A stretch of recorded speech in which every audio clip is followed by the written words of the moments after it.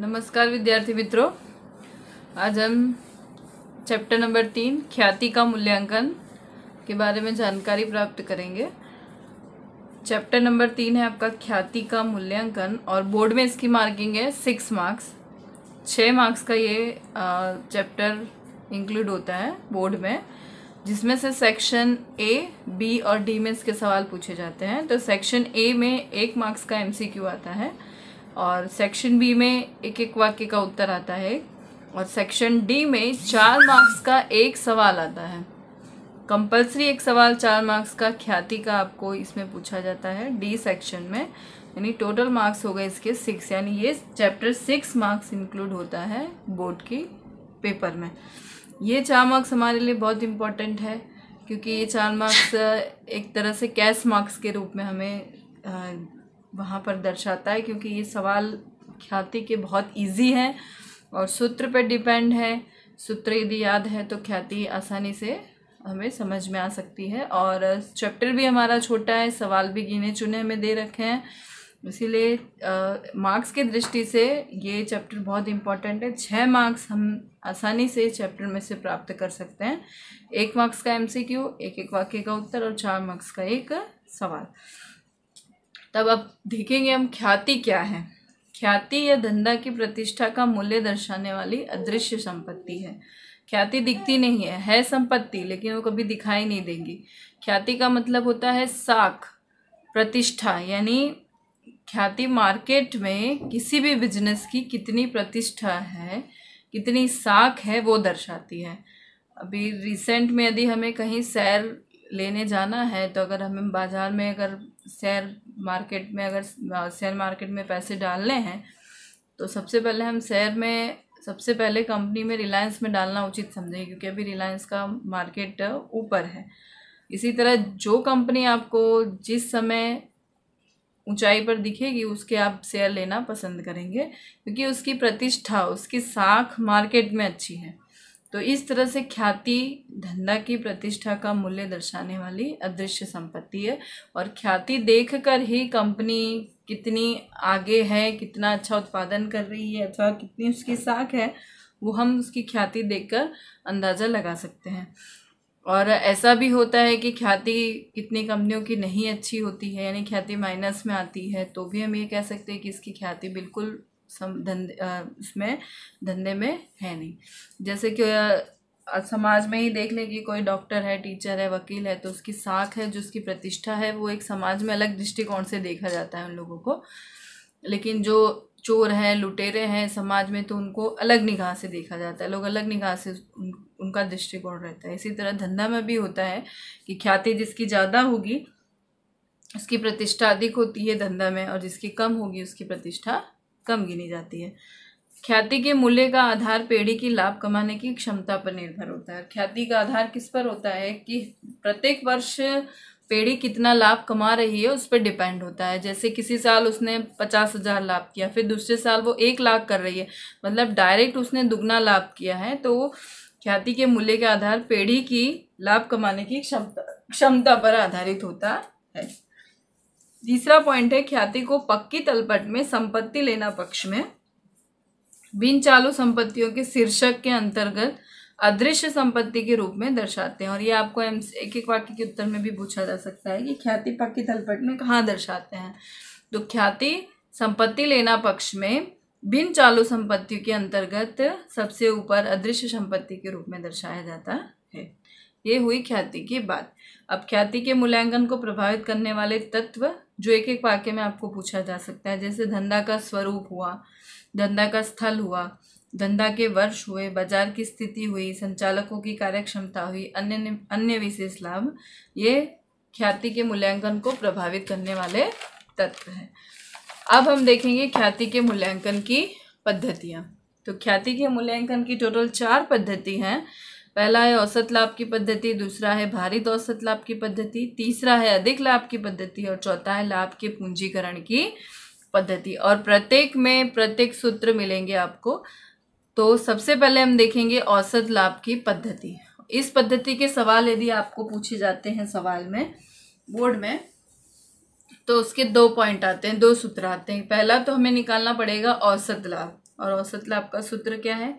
दिए गए वर्षों का कुल लाभ बटे में वर्षों की संख्या, तो उस पर से आएगा आपका औसत लाभ। और नंबर 2 पे निकालेंगे हम ख्याति। ख्याति बराबर औसत लाभ गुणे खरीदी के वर्ष। औसत लाभ इस पर से आपको मिल जाएगा और खरीदे के वर्ष आपको सवाल में दे रखा होगा।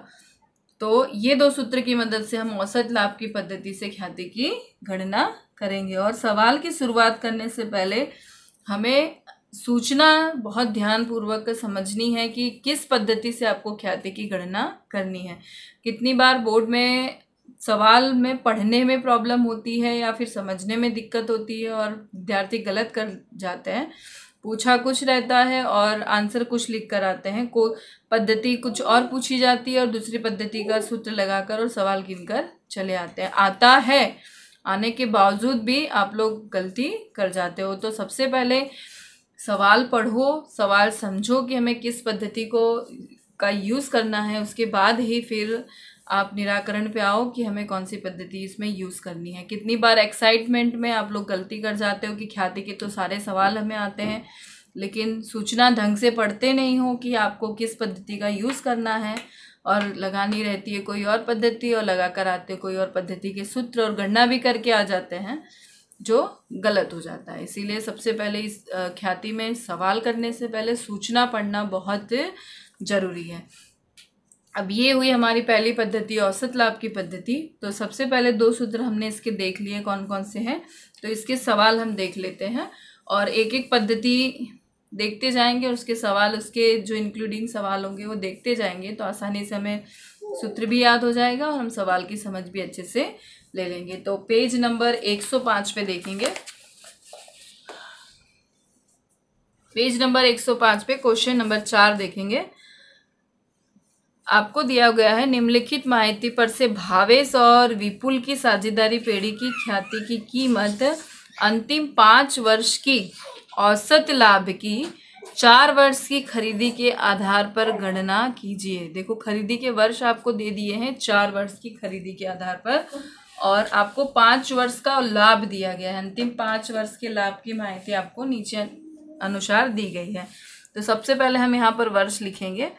वर्ष है 2011-12, 2012-13, 2013-14, 2014-15, 2015-16 और यहाँ पर आपको दे दिया गया है लाभ।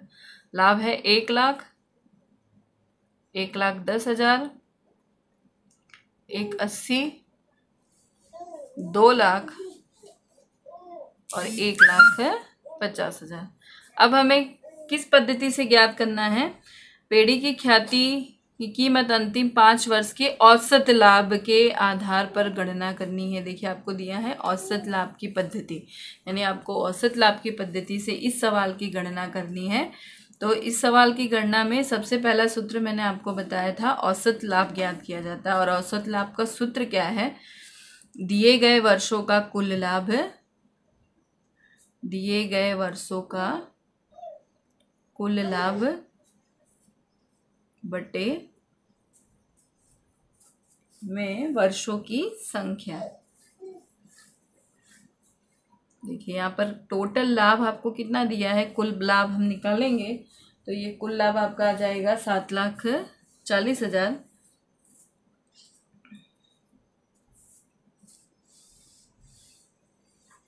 टोटल ये आपका लाभ हुआ कुल 7,40,000। और वर्ष कितने आपको दे रखे हैं? वर्षों की संख्या सवाल में भी आपको दे रखा है और ऐसे 1, 2, 3, 4, 5 टोटल वर्ष है आपके 5। तो औसत लाभ आपका कितना हो गया है? 1,48,000। अब आपको नंबर 2 निकालना है ख्याति। ख्याति बराबर होता है औसत लाभ गुणे खरीदी के वर्ष। औसत लाभ आपको दिया है 1,48,000 गुणे खरीदी के वर्ष आपको सवाल में देखिए दिया गया है 4 वर्ष की खरीदी के आधार पर गणना करनी है। तो यहाँ लिखेंगे 4, तो 1,48,000 गुणे 4 आएगा 5,92,000, यानी आपकी ख्याति हो गई 5,92,000 रुपये। ये आपका है आंसर। औसत लाभ की विधि में 2 सूत्र आपने लगा दिए और 2 सूत्र के अनुसार आपका ये क्वेश्चन नंबर 4 होता है कंप्लीट। और ये 4 नंबर के सवाल में भी इसको पूछा गया है और पूछा जाता है औसत लाभ की विधि। क्वेश्चन नंबर 5 देखेंगे। महेंद्र और प्रवीण एक साझेदारी पेढ़ी के 3-2 के प्रमाण में लाभानी बांटने वाले साझेदार हैं।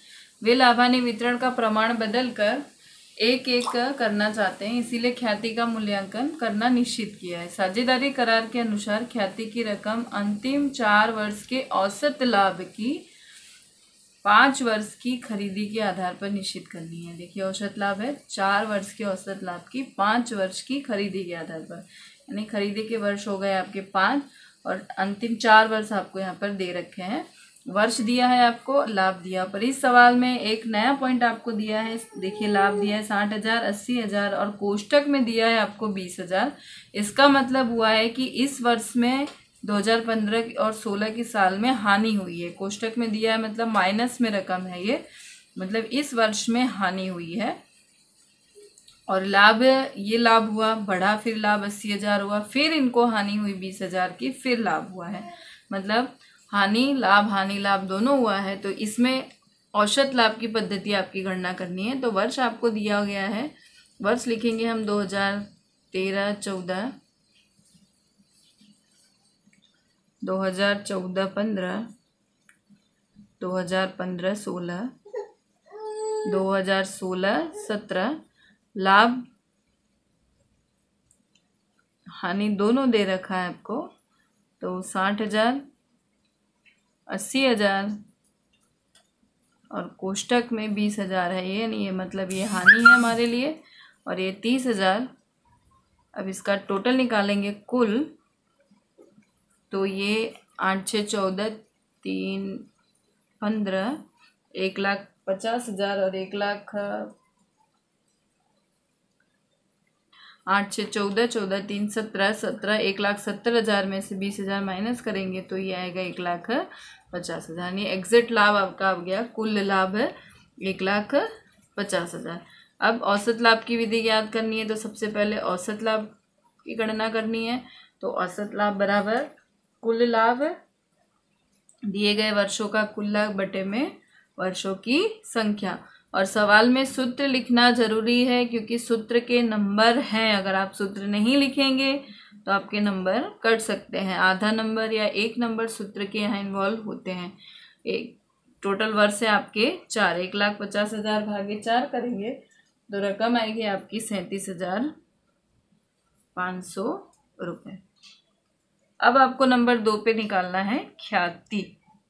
तो ख्याति बराबर औसत लाभ गुणे खरीदी के वर्ष।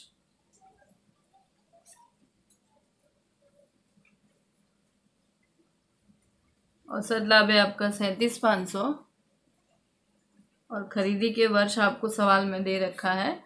टोटल 5 वर्ष खरीदी के वर्ष है, तो 37,500 गुणे 5 हो जाएगा आपका 1,87,500 रुपये। ये आपका आंसर। यानी ये औसत लाभ की विधि आपकी पूरी हुई। अब आगे हम देखेंगे भारित औसत लाभ की पद्धति।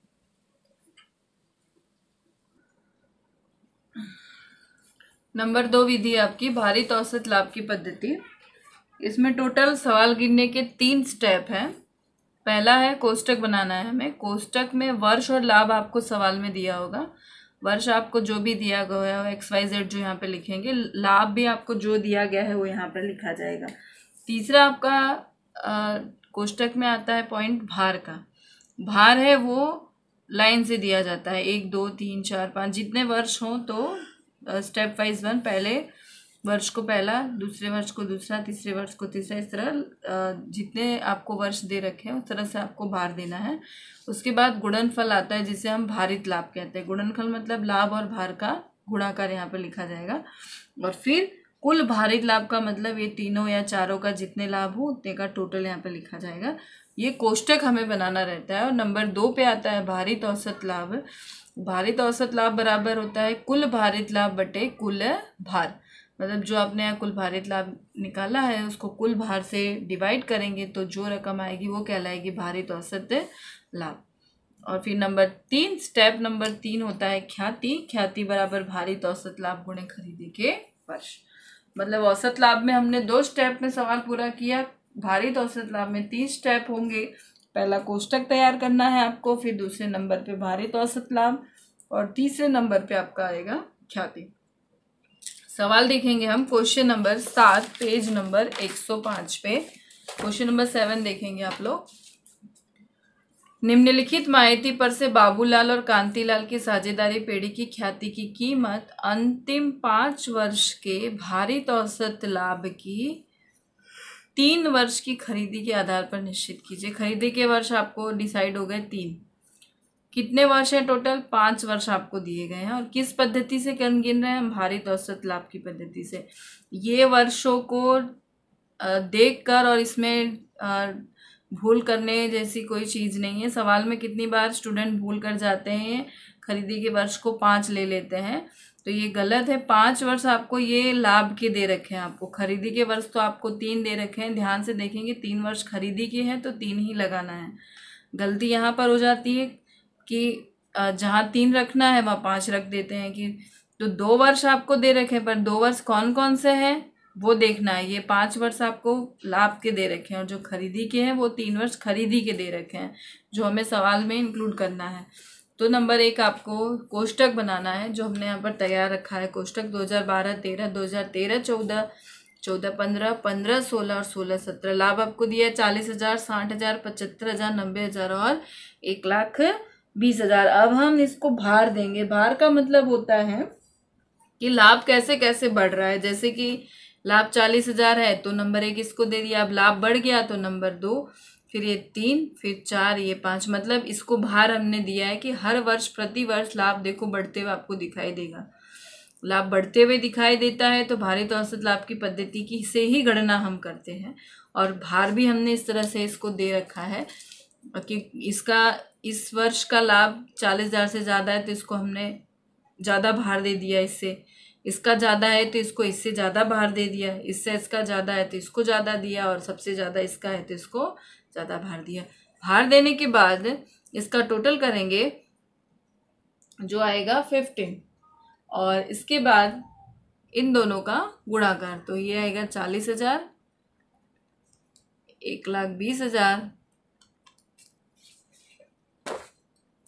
2,25,000, 3,60,000 और 6 लाख। अब इसका टोटल लगाएंगे जो कहलाएगा कुल भारित लाभ, जो आएगा आपका 13,45,000। ये आपका स्टेप नंबर 1 पूरा हुआ, जो हमने कोष्टक बनाना था और कोष्टक हमने तैयार कर लिया। अब नंबर 2 पे निकालेंगे भारित औसत लाभ, जिसका सूत्र है कुल भारित लाभ बटे कुल लाभ। कुल भारित लाभ अपने यहाँ पे निकाल लिया है 13,45,000 बटे में 15। तो भारित औसत लाभ आपका आ जाएगा 89,666.67।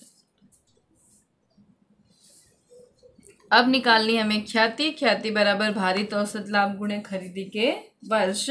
तो 6,666.67 गुणे में खरीदी के वर्ष आपको दिए हैं 3, और इसका गुणाकार करेंगे तो आएगा 2,69,000 एग्जैक्ट। ठीक है, ये आपका रुपए। भारित औसत लाभ आया 89,666.67, और भारित औसत लाभ गुणे खरीदी के वर्ष है तो 89,666.67 गुणे 3 खरीदी के वर्ष है। तो आपका आंसर आएगा 2,69,000 रुपये। अब ये हुआ आपका टोटल आंसर।